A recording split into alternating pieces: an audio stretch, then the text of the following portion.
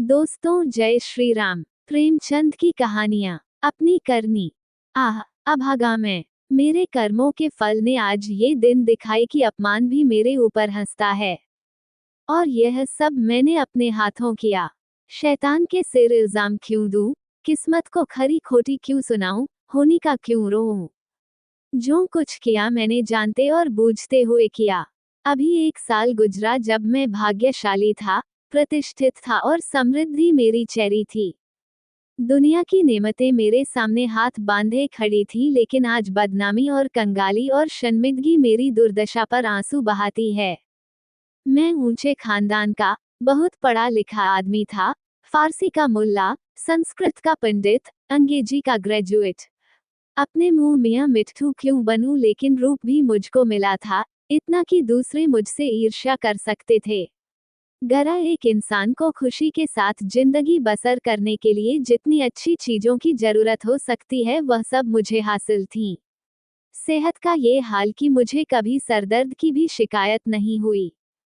फिटन की सैर, दरिया की दिलफरबियां, पहाड़ के सुंदर दृश्य, उन खुशियों का जिक्र ही तकलीफदेह है। क्या मजे की जिंदगी थी। यहाँ तक तो अपना दर्दे दिल सुना सकता हूँ, लेकिन इसके आगे फिर होठों पर खामोशी की मुहर लगी हुई है। एक सती साध्वी, प्रतिप्राणा स्त्री और 2 गुलाब के फूल से बच्चे इंसान के लिए जिन खुशियों, आरजुओं, हौसलों और दिलफरबियों का खजाना हो सकते हैं, वह सब मुझे प्राप्त था। मैं इस योग्य नहीं कि उस पतित स्त्री का नाम जबान पर लाऊं। मैं इस योग्य नहीं कि अपने को उन लड़कों का बाप कह सकूं। मगर नसीब का कुछ ऐसा खेल था कि मैंने उन बेहिश्ती नेमतों की कद्र न की। जिस औरत ने मेरे हुक्म और अपनी इच्छा में कभी कोई भेद नहीं किया, जो मेरी सारी बुराइयों के बावजूद कभी शिकायत का एक हर्फ जबान पर नहीं लाई, जिसका गुस्सा कभी आंखों से आगे नहीं बढ़ने पाया। गुस्सा क्या था? कुआर की बरखा थी, 2-4 हल्की हल्की बूंदें पड़ी और फिर आसमान साफ हो गया। अपनी दीवानगी के नशे में मैंने उस देवी की कद्र न की। मैंने उसे जलाया, रुलाया, तड़पाया। मैंने उसके साथ दगा की। जब मैं 2-2 बजे रात को घर लौटता था तो मुझे कैसे कैसे बहाने सूझते थे। नित नए हीले गढ़ता था। शायद विद्यार्थी जीवन में जब बैंड के मजे से मदरसे जाने की इजाजत न देते थे, उस वक्त भी बुद्धि इतनी प्रखर न थी। और क्या उस क्षमा की देवी को मेरी बातों पर यकीन आता था? वह भोली थी मगर ऐसी नादान न थी। मेरी खुमार भरी आंखें और मेरे उथले भाव और मेरे झूठे प्रेम प्रदर्शन का रहस्य क्या उससे छिपा रह सकता था? लेकिन उसकी रग रग में शराफत भरी हुई थी, कोई कमीना ख्याल उसकी जबान पर नहीं आ सकता था। वह उन बातों का जिक्र करके या अपने संदेहों को खुलेआम दिखलाकर हमारे पवित्र संबंध में खिंचाव या बदमज़गी पैदा करना बहुत अनुचित समझती थी। मुझे उसके विचार, उसके माथे पर लिखे मालूम होते थे। उन बदमाशगियों के मुकाबले में उसे जलना और रोना ज्यादा पसंद था। शायद वह समझती थी कि मेरा नशा खुद ब खुद उतर जाएगा। काश इस शराफत के बदले उसके स्वभाव में कुछ ओछापन और अनुदारता भी होती। काश वह अपने अधिकारों को अपने हाथ में रखना जानती। काश वह इतनी सीधी न होती। काश वह अपने मन के भावों को छिपाने में इतनी कुशल न होती। काश वह इतनी मक्कार न होती। लेकिन मेरी मक्कारी और उसकी मक्कारी में कितना अंतर था। मेरी मक्कारी हरामकारी थी, उसकी मक्कारी आत्मबलिदानी। एक रोज मैं अपने काम से फुसरत पाकर शाम के वक्त मनोरंजन के लिए आनंद वाटिका में पहुंचा और संगमरमर के हौज पर बैठकर मछलियों का तमाशा देखने लगा। एकाएक निगाह ऊपर उठी तो मैंने एक औरत का बेले की झाड़ियों में फूल चुनते देखा। उसके कपड़े मैले थे और जवानी की ताजगी और गर्व को छोड़कर उसके चेहरे में कोई ऐसी खास बात न थी। उसने मेरी तरफ आंखें उठाईं और फिर फूल चुनने में लग गई, गोया उसने कुछ देखा ही नहीं। उसके इस अंदाज ने, चाहे वह उसकी सरलता ही क्यों न रही हो, मेरी वासना को और भी उद्दीप्त कर दिया। मेरे लिए यह एक नई बात थी कि कोई औरत इस तरह देखे कि जैसे उसने नहीं देखा। मैं उठा और धीरे धीरे, कभी जमीन और कभी आसमान की तरफ ताकते हुए बेले की झाड़ियों के पास जाकर खुद भी फूल चुनने लगा। इस ढिठाई का नतीजा ये हुआ कि वह मालिन की लड़की वहां से तेजी के साथ बाग के दूसरे हिस्से में चली गई। उस दिन से मालूम नहीं वह कौन सा आकर्षण था जो मुझे रोज शाम के वक्त आनंदवाटिका की तरफ खींच ले जाता। उसे मोहब्बत हरगिज नहीं कह सकते। अगर मुझे उस वक्त भगवान न करे उस लड़की के बारे में कोई शोक समाचार मिलता तो शायद मेरी आंखों से आंसू भी ना निकले। जोगिया धारण करने की तो चर्चा ही व्यर्थ है। मैं रोज जाता और नए नए रूप धर कर जाता, लेकिन जिस प्रकृति ने मुझे अच्छा रूप रंग दिया था उसी ने मुझे वाचालता से वंचित भी कर रखा था। मैं रोज जाता और रोज लौट जाता, प्रेम की मंजिल में एक कदम भी आगे न बढ़ पाता था। हाँ, इतना अलबत्ता हो गया कि उसे वह पहली सी झिझक न रही। आखिर इस शांतिपूर्ण नीति को सफल बनाने न होते देख मैंने एक नई युक्ति सोची। एक रोज मैं अपने साथ अपने शैतान बुलडॉग टॉमी को भी लेता गया। जब शाम हो गई और वह मेरे धैर्य का नाश करने वाली फूलों से आंचल भरकर अपने घर की ओर चली तो मैंने अपने बुलडॉग को धीरे से इशारा कर दिया। बुलडॉग उसकी तरफ बाज की तरफ झपटा। फूलमती ने एक चीख मारी, 2-4 कदम दौड़ी और जमीन पर गिर पड़ी। अब मैं छड़ी हिलाता, बुलडॉग की तरफ गुस्से भरी आंखों से देखता और हाँ या चिल्लाता हुआ दौड़ा और उसे जोर से 2-3 डंडे लगाए। फिर मैंने बिखरे हुए फूलों को समेटा, सहमी हुई औरत का हाथ पकड़कर बिठा दिया और बहुत लज्जित और दुखी भाव से बोला, ये कितना बड़ा बदमाश है, अब इसे अपने साथ कभी नहीं लाऊंगा। तुम्हें इसने काट तो नहीं लिया? फूलमती ने चादर से सर को ढांकते हुए कहा, तुम न आ जाते तो वह मुझे नोच डालता। मेरे तो जैसे मन भर में पैर हो गए थे। मेरा कलेजा तो अभी तक धड़क रहा है। ये तीर लक्ष्य पर बैठा, खामोशी की मुहर टूट गई, बातचीत का सिलसिला कायम हुआ।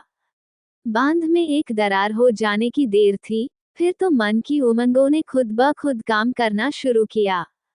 मैंने जैसे जैसे जाल फैलाए, जैसे जैसे स्वांग रचे, वो रंगीन तबीयत के लोग खूब जानते हैं। और यह सब क्यों? मोहब्बत से नहीं, सिर्फ जरा देर दिल को खुश करने के लिए, सिर्फ उसके भरे पूरे शरीर और भोलेपन पर रीझ कर। यूं मैं बहुत नीच प्रकृति का आदमी नहीं हूँ। रूप रंग में फूलमती का इंदु से मुकाबला ना था। वह सुंदरता के सांचे में ढली हुई थी। कवियों ने सौंदर्य की जो कसौटियां बनाई हैं वह सब वहां दिखाई देती थी, लेकिन पता नहीं क्यों मैंने फूलमती की धंसी हुई आंखों और फूले हुए गालों और मोटे मोटे होठों की तरफ अपने दिल का ज्यादा खिंचाव देखा। आना जाना बड़ा और महीना भर भी गुजरने न पाया कि मैं उसकी मोहब्बत के जाल में पूरी तरह फंस गया। मुझे अब घर की सादा जिंदगी में कोई आनंद न आता था, लेकिन दिल ज्यों ज्यों घर से उचटता जाता था त्यों त्यों मैं पत्नी के प्रति प्रेम का प्रदर्शन और भी अधिक करता था। मैं उसकी फरमाइशों का इंतजार करता रहता और कभी उसका दिल दुखाने वाली कोई बात मेरी जबान पर न आती। शायद मैं अपनी आंतरिक उदासीनता को शिष्टाचार के पर्दे के पीछे छिपाना चाहता था। धीरे धीरे दिल की यह कैफियत भी बदल गई और बीवी की तरफ से उदासीनता दिखाई देने लगी। घर में कपड़े नहीं है, लेकिन मुझसे इतना न होता कि पूछ लूं। सच यह है कि मुझे अब उसकी खातिरदारी करते हुए एक डर सा मालूम होता था कि कहीं उसकी खामोशी की दीवार टूट न जाए और उसके मन के भाव जबान पर न आ जाएं। यहाँ तक कि मैंने गिरस्ती की जरूरतों की तरफ से भी आंखें बंद कर लीं। अब मेरा दिल और जान और रुपया पैसा सब फूलमती के लिए था। मैं खुद कभी सुनार की दुकान पर न गया था, लेकिन आजकल कोई मुझे रात गए एक मशहूर सुनार के मकान पर बैठा हुआ देख सकता था। बजाज की दुकान में भी मुझे रुचि हो गई। एक रोज शाम के वक्त रोज की तरह मैं आनंद वाटिका में सैर कर रहा था और फूलमती सोहलों सिंगार किए, मेरी सुनहरी रुपहली भेंटों से लदी हुई, एक रेशमी साड़ी पहने बाग की क्यारियों में फूल तोड़ रही थी, बल्कि यूं कहो कि अपनी चुटकियों में मेरे दिल को मसल रही थी। उसकी छोटी छोटी आंखें उस वक्त नशे के हुस्न में फैल गई थी और उनमें शोखी और मुस्कुराहट की झलक नजर आती थी। अचानक महाराजा साहब भी अपने कुछ दोस्तों के साथ मोटर पर सवार आ पहुंचे। मैं उन्हें देखते ही अगवानी के लिए दौड़ा और आदाब बजा लाया। बेचारी फूलमती महाराजा साहब को पहचानती थी, लेकिन उसे एक घने कुंज के अलावा और कोई छिपने की जगह न मिल सकी। महाराजा साहब चले तो हौज की तरफ, लेकिन मेरा दुर्भाग्य उन्हें क्यारी पर ले चला जिधर फूलमती छिपी हुई थर थर कांप रही थी। महाराजा साहब ने उसकी तरफ आश्चर्य से देखा और बोले, ये कौन औरत है? सब लोग मेरी ओर प्रश्न भरी आंखों से देखने लगे और मुझे भी उस वक्त यही ठीक मालूम हुआ कि इसका जवाब मैं ही दूं, वरना फूलमती न जाने क्या आफत ढा दे। लापरवाही के अंदाज से बोला, इसी बाग के माली की लड़की है, यहाँ फूल तोड़ने आई होगी।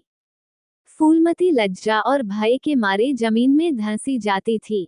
महाराजा साहब ने उसे सर से पांव तक गौर से देखा और तब संदेहशील भाव से मेरी तरफ देखकर बोले, यह माली की लड़की है।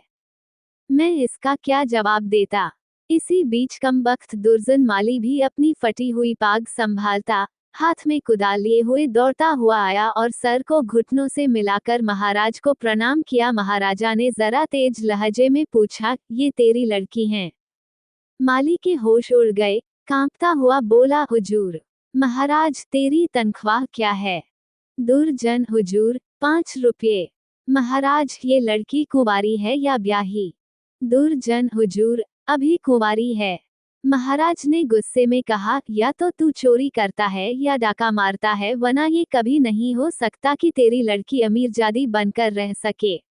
मुझे इसी वक्त इसका जवाब देना होगा, वरना मैं तुझे पुलिस के सुपुर्द कर दूंगा। ऐसे चाल चलन के आदमी को मैं अपने यहाँ नहीं रख सकता। माली की तो घिघी बंध गई और मेरी यह हालत थी कि काटो तो बदन में लहू नहीं। दुनिया अंधेरी मालूम होती थी। मैं समझ गया कि आज मेरी शामत सर पर सवार है। वो मुझे जड़ से उखाड़कर दम लेगी। महाराजा साहब ने माली को जोर से डांटकर पूछा, तू खामोश क्यों है, बोलता क्यों नहीं? दुर्जन फूट फटकर रोने लगा। जब जरा आवाज सुधरी तो बोला, हुजूर, बाप दादे से सरकार का नमक खाता हूँ, अब मेरे बुढ़ापे पर दया कीजिए, ये सब मेरे फूटे नसीबों का फेर है। धर्मावतार। इस छोकरी ने मेरी नाक कटा दी, कुल का नाम मिटा दिया। अब मैं कहीं मुंह दिखाने लायक नहीं हूँ। इसको सब तरह से समझा बुझाकर हार गए हुजूर, लेकिन मेरी बात सुनती ही नहीं तो क्या करूं? हुजूर माई बाप हैं, आपसे क्या पर्दा करूं? उसे अब अमीरों के साथ रहना अच्छा लगता है और आजकल के रईसों और अमीरों को क्या कहूं, दीनबंधु सब जानते हैं। महाराजा साहब ने जरा देर गौर करके पूछा, क्या उसका किसी सरकारी नौकर से संबंध है? दुर्जन ने सर झुकाकर कहा, हुजूर। महाराज साहब, वह कौन आदमी है, तुम्हें उसे बतलाना होगा। दुर्जन, महाराज जब पूछेंगे बता दूंगा, सांझ को आंच क्या। मैंने तो समझा था कि इसी वक्त सारा पर्दाफाश हुआ जाता है, लेकिन महाराजा साहब ने अपने दरबार के किसी मुलाजिम की इज्जत को इस तरह मिट्टी में मिलाना ठीक नहीं समझा। वे वहां से टहलते हुए मोटर पर बैठकर महल की तरफ चले। इस मनहूस वाक्य के 1 हफ्ते बाद एक रोज मैं दरबार से लौटा तो मुझे अपने घर में से एक बूढ़ी औरत बाहर निकलती हुई दिखाई दी। उसे देखकर मैं ठिठका। उसे चेहरे पर बनावटी भोलापन था जो कुटनियों के चेहरे की खास बात है। मैंने उसे डांटकर पूछा, तू कौन है, यहाँ क्यों आई है? बुढ़िया ने दोनों हाथ उठाकर मेरी बलाएं ली और बोली, बेटा, नाराज ना हो, गरीब भिखारी हूँ, मालिकिन का सुहाग भरपूर रहे, उसे जैसा सुनती थी वैसा ही पाया। ये कहकर उसने जल्दी से कदम उठाए और बाहर चली गई। मेरे गुस्से का पारा चढ़ा। मैंने घर जाकर पूछा, ये कौन औरत थी? मेरी बीवी ने सर झुकाए धीरे से जवाब दिया, क्या जानूं, कोई भिखारिन थी। मैंने कहा, भिखारिनों की सूरत ऐसी नहीं हुआ करती, ये तो मुझे कुटनी सी नजर आती है। साफ साफ बताऊं, उसके यहाँ आने का क्या मतलब था? लेकिन बजाय कि इन संदेह भरी बातों को सुनकर मेरी बीवी गर्व से सिर उठाए और मेरी तरफ उपेक्षा भरी आंखों से देखकर अपनी साफदिली का सबूत दे, उसने सर झुकाए हुए जवाब दिया, मैं उसके पेट में थोड़े ही बैठी थी। भीख मांगने आई थी, भीख दे दी। किसी के दिल का हाल कोई क्या जाने। उसके लहजे और अंदाज से पता चलता था कि वह जितना जबान से कहती है, उससे ज्यादा उसके दिल में है। झूठा आरोप लगाने की कला में वह अभी बिल्कुल कच्ची थी, वरना तिरिया चरित्र की थाह किसे मिलती है। मैं देख रहा था कि उसके हाथ पांव थरथरा रहे हैं।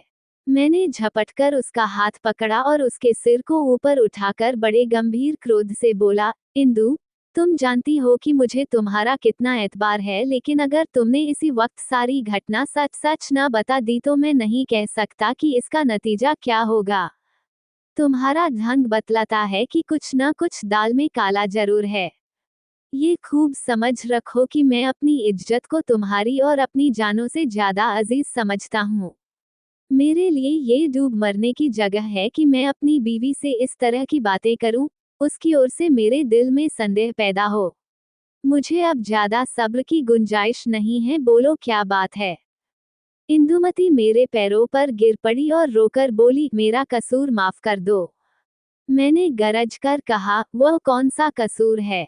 इंदुमती ने संभल कर जवाब दिया, तुम अपने दिल में इस वक्त जो ख्याल कर रहे हो उसे एक पल के लिए भी वहां न रहने दो, वरना समझ लो कि आज ही इस जिंदगी का खात्मा है। मुझे नहीं मालूम था कि तुम मेरे ऊपर जो जुल्म किए हैं उन्हें मैंने किस तरह झेला है और अब भी सब कुछ झेलने के लिए तैयार हूँ। मेरा सर तुम्हारे पैरों पर है, जिस तरह रखोगे रहूंगी। लेकिन आज मुझे मालूम हुआ कि तुम खुद हो वैसा ही दूसरों को समझते हो। मुझसे भूल अवश्य हुई है, लेकिन उस भूल की यह सजा नहीं कि तुम मुझ पर ऐसे संदेह न करो। मैंने उस औरत की बातों में आकर अपने सारे घर का चिट्ठा बयान कर दिया। मैं समझती थी कि मुझे ऐसा नहीं करना चाहिए, लेकिन कुछ तो उस औरत की हमदर्दी और कुछ मेरे अंदर सुलगती हुई आग ने मुझसे ये भूल करवाई, और इसके लिए तुम जो सजा दो वह मेरे सर आंखों पर। मेरा गुस्सा जरा धीमा हुआ। बोला, तुमने उससे क्या कहा। इंदुमती ने दिया, घर का जो कुछ हाल है, तुम्हारी बेवफाई, तुम्हारी लापरवाही, तुम्हारा घर की जरूरतों की फिक्र न रखना। अपनी बेवकूफ़ी का क्या कहूँ, मैंने उसे यहाँ तक कह दिया कि इधर 3 महीने से उन्होंने घर के लिए कुछ खर्च भी नहीं दिया और इसकी चोट मेरे गहनों पर पड़ी। तुम्हें शायद मालूम नहीं कि इन 3 महीनों में मेरे 450 रुपये के जेवर बिक गए। न मालूम क्यों मैं उससे ये सब कुछ कह गई। जब इंसान का दिल जलता है तो जबान तक उसी आन चाही जाती है। मगर मुझसे जो कुछ खता हुई उससे कई गुनी सख्त सजा तुमने मुझे दी है, मेरा बयान लेने का भी सब्र न हुआ। खैर, तुम्हारे दिल की कैफियत मुझे मालूम हो गई। तुम्हारा दिल मेरी तरफ से साफ नहीं है। तुम्हें मुझ पर विश्वास नहीं रहा, वरना एक भिखारिन औरत के घर से निकलने पर तुम्हें ऐसे शुबहे क्यों होते। मैं सर पर हाथ रखकर बैठ गया। मालूम हो गया कि तबाही के सामान पूरे हुए जाते हैं। दूसरे दिन मैं ज्यों ही दफ्तर में पहुंचा, चौबेदार ने आकर कहा, महाराज साहब ने आपको याद किया है। मैं तो अपनी किस्मत का फैसला पहले से ही किए बैठा था। मैं खूब समझ गया था कि वो बुढ़िया खुफिया पुलिस की कोई मुखबिर है जो मेरे घरेलू मामलों की जांच के लिए तैनात हुई होगी। कल उसकी रिपोर्ट आई होगी और आज मेरी तलबी है। खौफ से सहमा हुआ, लेकिन दिल को किसी तरह संभाले हुए कि जो कुछ सर पर पड़ेंगी देखा जाएगा, अभी से क्यों जान दूं, मैं महाराजा की खिदमत में पहुंचा। वो इस वक्त अपने पूजा के कमरे में अकेले बैठे हुए थे। काजों का एक ढेर इधर उधर फैला हुआ था और वह खुद किसी ख्याल में डूबे हुए थे। मुझे देखते ही वह मेरी तरफ मुखातिब हुए। उनके चेहरे पर नाराजगी के लक्षण दिखाई दिए। बोले, कुनश्याम सिंह, मुझे बहुत अफसोस है कि तुम्हारी बाबत मुझे जो बातें मालूम हुई वह मुझे इस बात के लिए मजबूर करती हैं कि तुम्हारे साथ सख्ती का बर्ताव किया जाए। तुम मेरे पुराने वसीकादार हो और तुम्हें ये गौरव कई पीढ़ियों से प्राप्त है। तुम्हारे बुजुर्गों ने हमारे खानदान की जान लगाकर सेवाएं की हैं और उन्हीं के सिले में यह वसीका दिया गया था, लेकिन तुमने अपनी हरकतों से अपने को इस कृपा के योग्य नहीं रखा। तुम्हें इसलिए वसीका मिलता था कि तुम अपने खानदान की परवरिश करो, अपने लड़कों को इस योग्य बनाओ कि वह राज्य की कुछ खिदमत कर सके, उन्हें शारीरिक और नैतिक शिक्षा दो ताकि तुम्हारी जात से रियासत की भलाई हो, न कि इसलिए कि तुम इस रुपये को बेहुदा ऐशपस्ती और हरामकारी में खर्च करो। मुझे इस बात से बहुत तकलीफ होती है कि तुमने अब अपने बाल बच्चों की परवरिश की जिम्मेदारी से भी अपने को मुक्त समझ लिया है। अगर तुम्हारा यही ढंग रहा तो यकीनन वसीकादारों का एक पुराना खानदान मिट जाएगा। इसलिए आज से हमने तुम्हारा नाम वसीकादारों की फेहरिस्त से खारिज कर दिया और तुम्हारी जगह तुम्हारी बीवी का नाम दर्ज किया गया। वह अपने लड़कों को पालने पोसने की जिम्मेदार है। तुम्हारा नाम रियासत के मौलियों की फेहरिस्त में लिया जाएगा। तुमने अपने को इसी के योग्य सिद्ध किया है और मुझे उम्मीद है कि यह तबादला तुम्हें नागवार न होगा। बस जाओ और मुमकिन हो तो अपने किए पर पछताओ। मुझे कुछ कहने का साहस न हुआ। मैंने बहुत धैर्यपूर्वक अपने किस्मत का ये फैसला सुना और घर की तरफ चला। लेकिन 2 ही 4 कदम चला था कि अचानक खचाल आया, किसके घर जा रहे हो? तुम्हारा घर अब कहाँ है?